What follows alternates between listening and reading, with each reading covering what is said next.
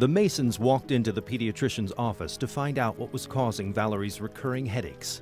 The answer was horrifying. The 7-year-old girl's pain was the result of a brain tumor that was putting pressure against the back of her eyes. Thankfully, Valerie's doctors found the tumor in its early stages. They sent us immediately to Children's in Chicago. I think we drove straight down there. And they admitted her right away and started her on steroids to reduce the swelling to get her ready for surgery. Being an ex-Marine, being an ex-cop, I've seen death almost every way possible. The thought of my only child having brain cancer was the first time in my life I can actually say I was scared. The cancer inside their daughter's head was a medulloblastoma tumor. These particular tumors seek out young children because they feed upon their undeveloped brain cells. Brain tumors could cause growth retardation, obviously mental delay, and then you worry about depression, especially in family members. All those things can affect a child's physiologic and mental development. Treatment is incredibly intrusive. Doctors first relieve swelling around the brain, sometimes by inserting a tube through the scalp. Surgeons then try to remove the tumor without damaging the brain. Sometimes parts of the tumor cannot be removed if too deeply embedded in sensitive areas. After surgery, doctors use repeated CT scans to see if the tumor has stopped growing. Valerie was only told that she was going to the hospital, but her parents knew. They were putting her life in the hands of complete strangers. So we're out in the surgical waiting room like everybody else, and I wanted to do something. I needed to do more. I needed a place to pray. I never really seriously prayed, I was like everybody else, it was always a deal prayer. God, if you do this for me, I'll do it. But if you don't do it, the deal's off. And for the first time, I prayed. I prayed so hard, my body shook. I beat the wall. Yeah, I yelled at him, why this child?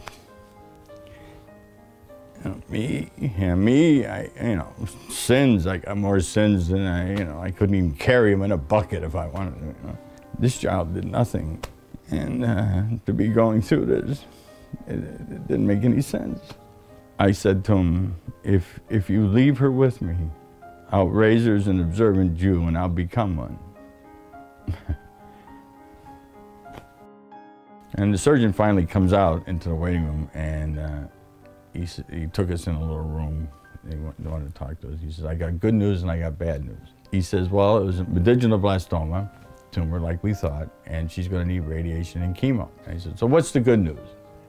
And he hesitated and he said, the tumor wasn't attached very well. It came right out. So there was no trauma to the brain. I didn't have to go into the brain to take it out. It just came right off. Following the operation, Valerie needed 6 weeks of radiation and then months of chemotherapy. Like after many cancer surgeries, doctors hoped that the treatment would kill whatever cancer had not been removed on the operating table. When he described to me, I had to figure it out. I said, you're talking nine months?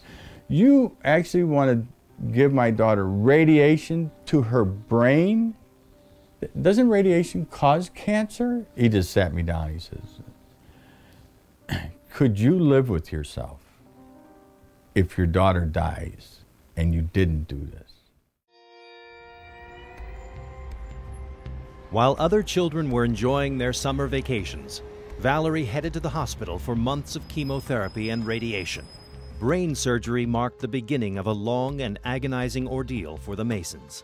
I still remember this terrible taste that you get when you're being radiated. It was just terrible.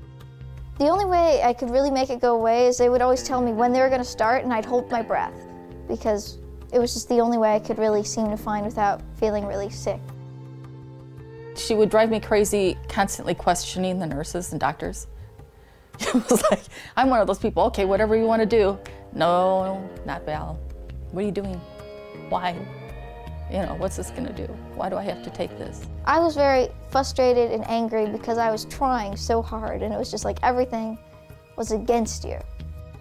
And it was about 3 weeks into radiation. I woke up from my nap. I used to sleep a lot. It just makes you really exhausted, so you sleep. I woke up, and there was hair all over my pillow, and I was spitting it out of my mouth. I'm like, there's hair everywhere. While Valerie endured her radiation treatments, her mother discovered some magazines and books that recommended fighting cancer with alternative medicine. And my wife said, she says, well, you know, there are some herbs and some things that are out there that can protect her from what they do. And I looked at her, I said, what? I had never really thought about alternative medicine for something that serious. I had always, from my 20s, been reading like Prevention magazine, but that was just mostly for like eating right and taking a few vitamins. But when Valerie started going through the treatment, I started looking at different articles in it, and I'd read about something that helped people go through chemo or radiation or things to support their immune system, people with cancer. Anytime I saw a magazine article that said cancer, anything on it, I bought the magazine. I took cat's claw, shark's cartilage, milk thistle, vitamin C, a lot of them vitamin C, garlic, nettle, coenzyme Q10, vitamin B12. I mean, the list goes on. I had a little pile of vitamins I'd be taking like 3 times a day. Herbs, vitamins, minerals, whatever it was, mushroom extracts, anything. I just added it. This made sense to me. Doing things to build the immune system, to make the body healthy, to help it fight disease, to help it fight cancer, to give the cells the nourishment and the nutrients it needs to be normal, to be healthy, that made sense.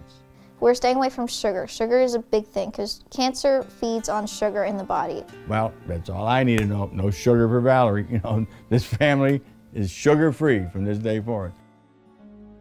After that 6 weeks was over, they let us come home.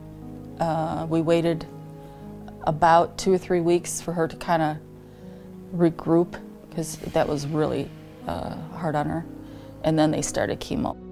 Chemotherapy, I know it sounds really funny, but I had fun. It was actually summertime in Chicago, and we spent a lot of time, I was in there during the day, I was getting daytime treatments. And I felt great because I was taking all these things that help boost my immune system.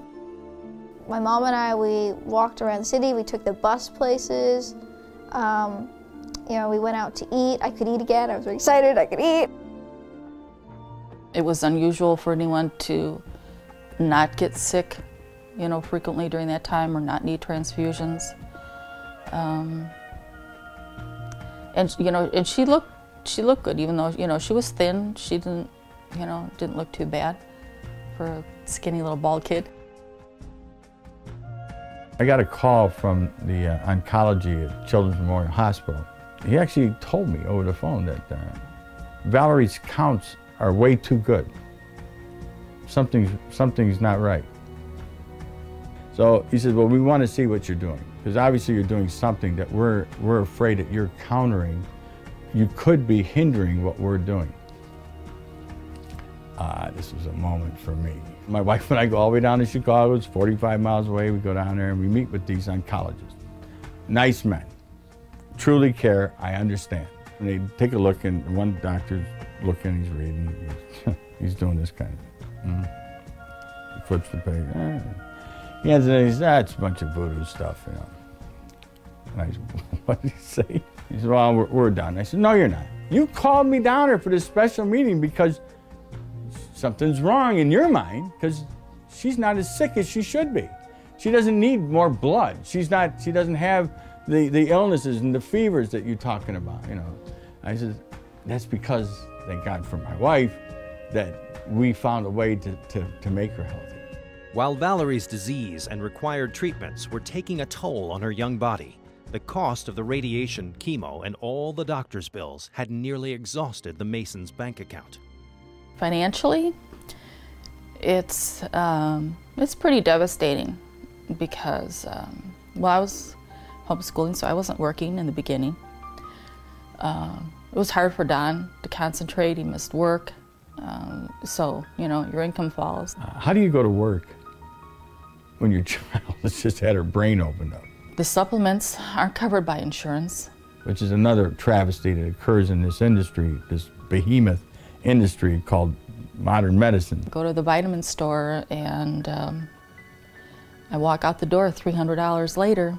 It would be nice if insurance covered those vitamins, because that's a big strain.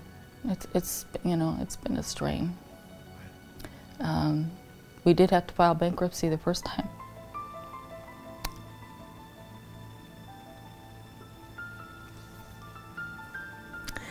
But, you know, you do what you have to do.